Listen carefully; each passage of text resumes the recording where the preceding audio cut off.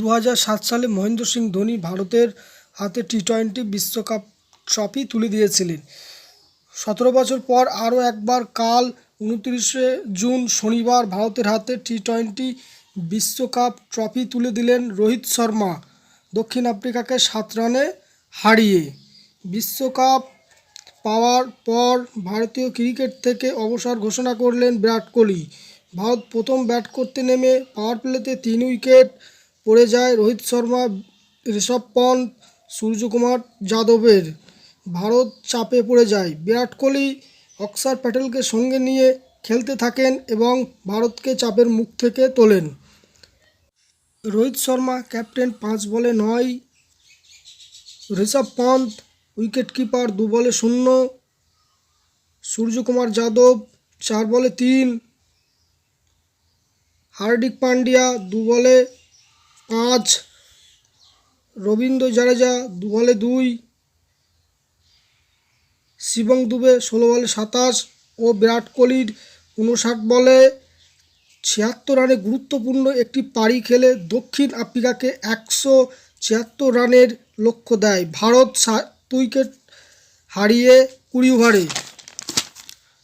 দক্ষিণ আফ্রিকা 176 রানের লক্ষ্য তাড়া করতে নেমে দক্ষিণ আফ্রিকা 20 ওভার শেষে 8 উইকেটে 169 রান করেন। ম্যাচটি ভারতের কাছে হেরে যায়। হেনরিক্স 5 বলে 4। মার্ক্রাম ক্যাপ্টেন, 5 বলে 4। ট্যাবলিজ 21 বলে 31। জনসন 4 বলে 2।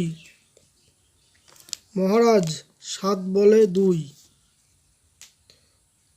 রাবাডা 3 বলে 4। ডিকক 31 বলে 39।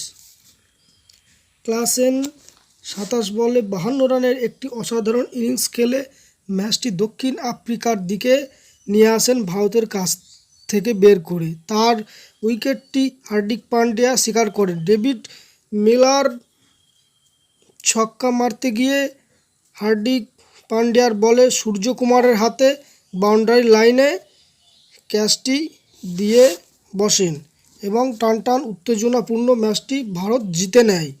প্লেয়ার অব দ্য টুর্নামেন্ট পুরস্কার পান জাসপ্রীত বুমরা ও Virat Kohli player of the match পুরস্কার পান।